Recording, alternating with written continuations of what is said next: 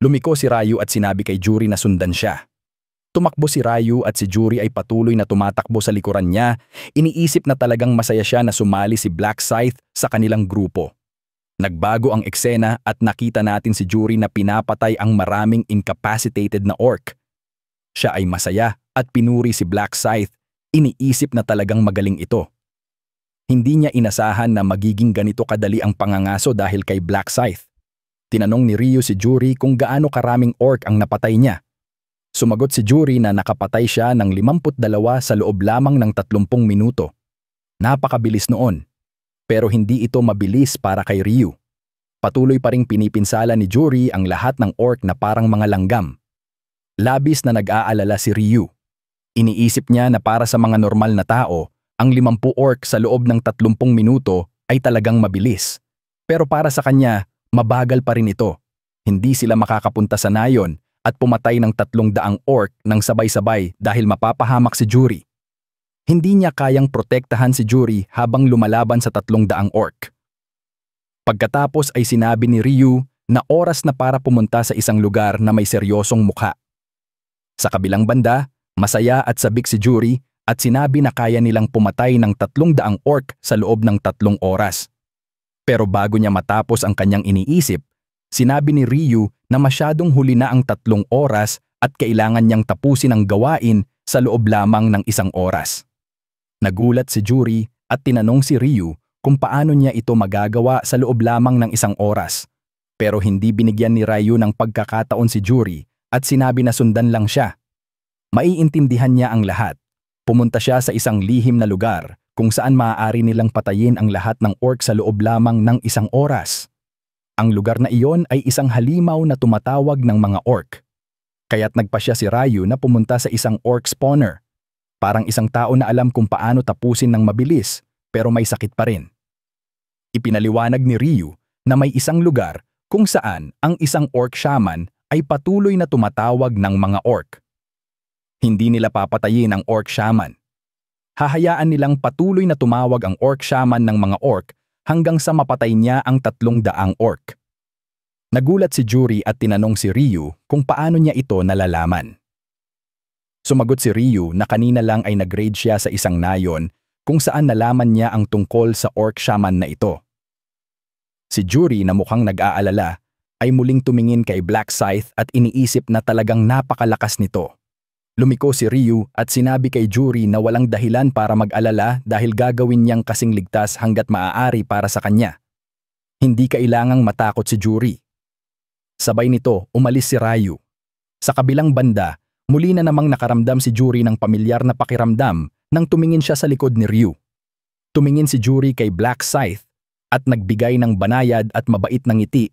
Iniisip na mas mabait si Black Scythe kaysa sa kanyang hitsura. Pero sa totoo lang, sa malamig na tingin at sa mabait ng ngiting iyon, maaari siyang sirain sa mga paraang hindi niya alam na gusto niya. Hindi mo maaaring husgahan ang isang libro sa kanyang pabalat pagkatapos ng lahat. Sa wakas, pumasok si Ryu sa nayon kung saan nagtatago ang orc shaman. Tumingin si Juri sa paligid at nagtanong, medyo nagulat, kung talagang may boss sa ganitong maliit na nayon. Sinabi niya na mukhang wala pang 10 orc dito. Sumagot si Ryu ng malamig na ito ang pakana. Iisipin ng mga tao na ito ay isang maliit na nayon, umaasa ng 10 o 15 orc, at pagkatapos ay diretso silang papasok sa tunay na bitag. Sa sandaling pumasok sila sa maliit na kubo, isang walang katapusang bilang ng mga orc ang magsisimulang tawagin ng masamang orc shaman at iyon ang katapusan.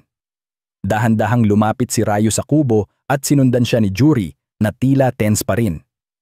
Tinanong niya kung bakit wala pang lumalabas na orc. Bakit hindi pa nagsisimula ang pagtawag? Nang hindi siya tinitingnan, itinaas ni Ryu ang kanyang itim na scythe at itinuro ang pinakamalaking kubo sa likod. Ipinaliwanag niya na iyon ang tunay na bitag. Madali lang. Kapag pumasok ang mga manlalaro sa kubong iyon at tumapak sa isang partikular na lugar, ilalabas ng orc shaman ang kanyang pagtawag. Tatawagin niya ang 10 hanggang 20 orc ng sabay-sabay, sapat upang ma-overwhelm ang sinumang napalibutan. Mas lalo pang nag-alala si Juri at tinanong kung paano nila haharapin ang ganitong sitwasyon. Lumapit si Ryu, napakalapit, at ibinulong ang plano sa kanyang tainga. Ang kanyang hininga ay humaplos sa kanyang tainga at leeg na nagdulot ng kakaibang init sa kanyang buong katawan.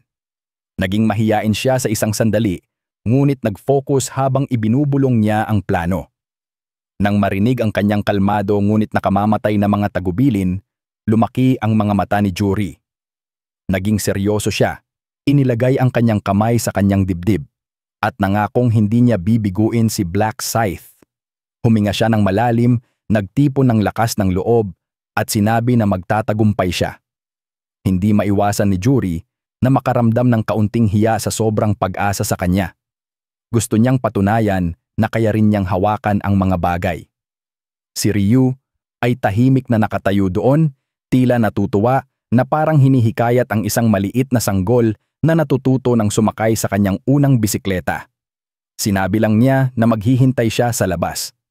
Nakaramdam si Juri ng panginginig, ngunit nagpasya siyang maging matatag.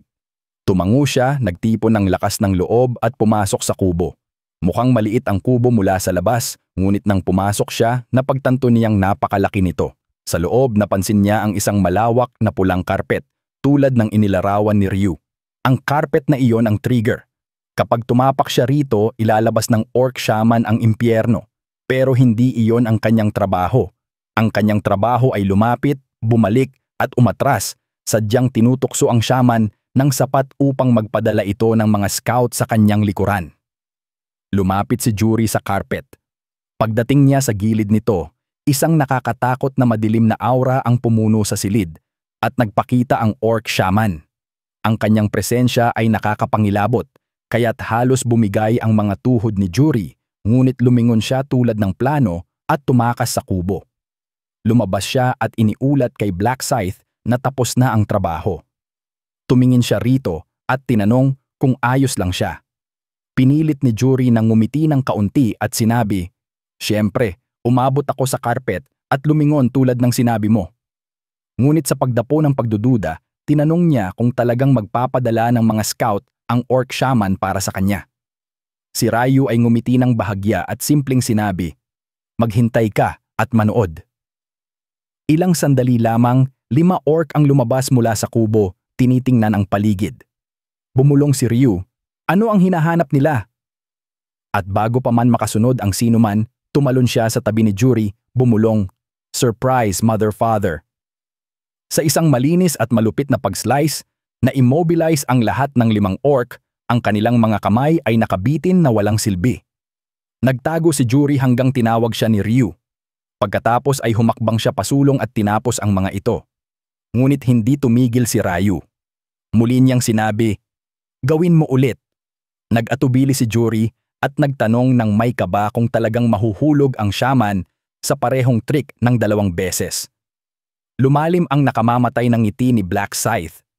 Sinabi niya na matalino ang shaman, ngunit ang kanyang alaala ay parang isda, kaya't hindi siya dapat mag-alala.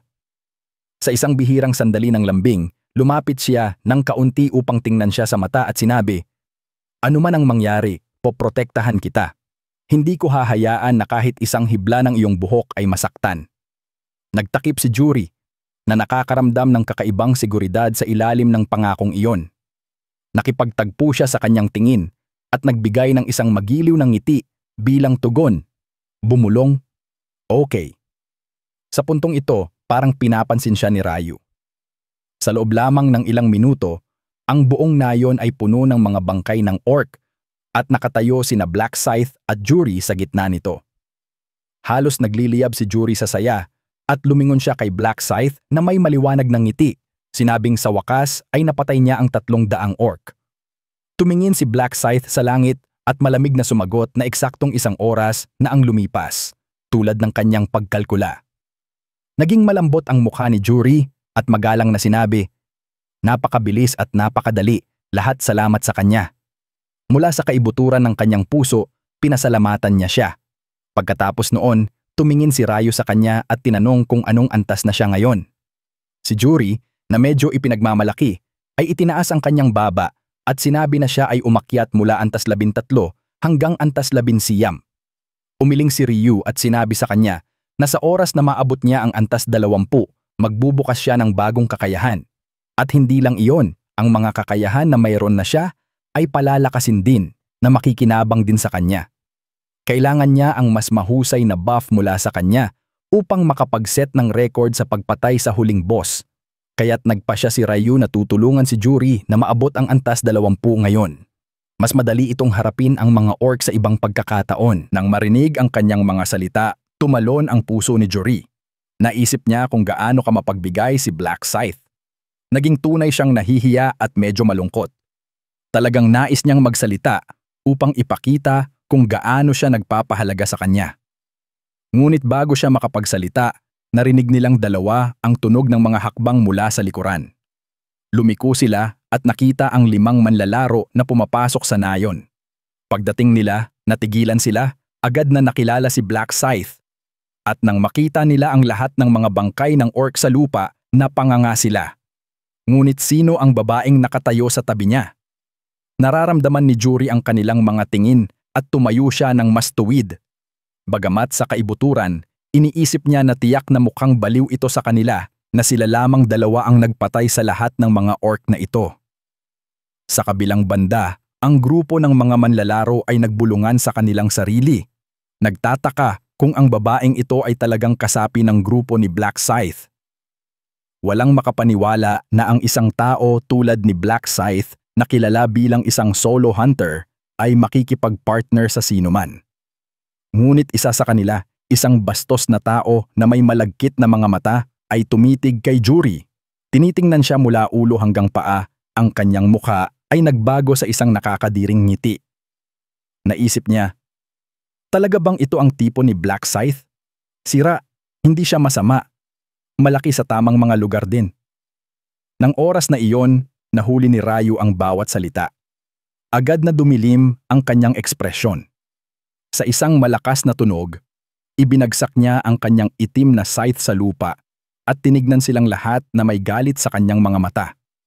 Ang kanyang boses ay bumagsak na parang yelo nang sinabi niyang, "Lumayas kayo sa paningin ko ngayon din, o puputulin ko ang bawat isa sa inyo habang nakatayo kayo." Nagtigilan ang mga manlalaro sa takot, nakabuka ang mga mata. Hindi nila naintindihan kung bakit biglang nagalit si Black Scythe. Ngunit hindi nagmamalasakit si Ryu kung ano ang kanilang naiintindihan. Ang kanyang tingin ng kamatayan ay nakatutok sa pervert na parang talim. Sa loob, iniisip ni Ryu, lahat ay malaya na mag-isip kung ano ang gusto nila tungkol sa iba, ngunit ang linyang iyon, huwag mong tatawirin iyon sa akin. Ang grupo ay talagang nagsimulang makipagtalo, sinusubukang iligtas ang kanilang mukha. Nagsasalita sila na si Black Scythe ay hindi makatarungan, na wala silang ginawa, at na siya ay labis na bastos sa kanila. Hindi makapaniwala si Juri sa kanyang narinig, napanganga siya habang iniisip, baliw ba sila? Nakikipagtalo sila kay Black Scythe? Suicidal ba sila? Sobra na ang pasensya ni Ryu sa kanilang kalokohan. Pinaikot niya ang kanyang scythe gamit ang isang kamay, at sa isang kisap mata, ang talim ay dumaan ng napakalapit sa headband ng pervert na nahati ito sa dalawa. Nagtigilan ang pervert sa gitna ng rant, hindi pa rin nauunawaan kung ano ang nangyari. Pagkatapos, nang maramdaman niyang may manipis na linya ng dugo na dumadaloy sa kanyang noo, bumigay ang kanyang mga tuhod. Napagtanto niya kung gaano siya kalapit sa kamatayan. 1 milimetro pa at ang buong bungo niya ay nahati na. Doon na. Naging maputla ang mukha ng pervert. Inihulog niya ang lahat, sumisigaw ng mga paghingi ng tawad, at tumakbo papunta sa gubat, ang kanyang boses ay nanginginig sa takot. Agad na sumunod ang iba, nagkakabanggaan habang sumisigaw ng pasensya at nawala sa mga puno. Ngunit sa kaibuturan, nag-aalab ang kanilang mga isip.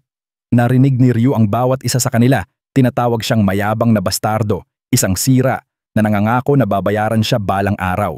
Inisip nila na makakapagtago sila sa gubat, manonood mula sa malayo, at darating upang agawin ang boss kill kapag nagkaroon ng pagkakataon. Nagtiklop ang labi ni Ryu sa pagkadismaya. Mas kilala niya ang ganitong klase ng tao kaysa sino man, pero wala iyon sa ngayon. Una, sisiguraduhin niyang maabot ni Juri ang level 20 bago pa man magkaroon ng pagkakataon ang sino man sa kanila. Pagkatapos noon, sinabi ni Ryu kay Juri na dapat nilang simulan ang pagpatay sa lalong madaling panahon. Sumang-ayon si Juri ng walang pag-aalinlangan. Pagkatapos, Lumipat ang eksena sa Gago at sa kanyang mga kaibigan na tumakbo ng malayo at nakadapa na ngayon sa likod ng mga bato. Ang bastos na tao ay bumulong na talagang gusto niyang malaman kung ano ang ginagawa ng sa mga oras na iyon. Lahat sila ay sumang-ayon na manatiling nakatago at obserbahan kung ano ang ginagawa ni Black Scythe sa nayon. Nakadapa sila, ang mga mata ay nakatutok sa nayon ng mga orc, puno ng kuryosidad. Saan ba galing ang lahat ng mga orc na ito sa ganitong kaliit na nayon?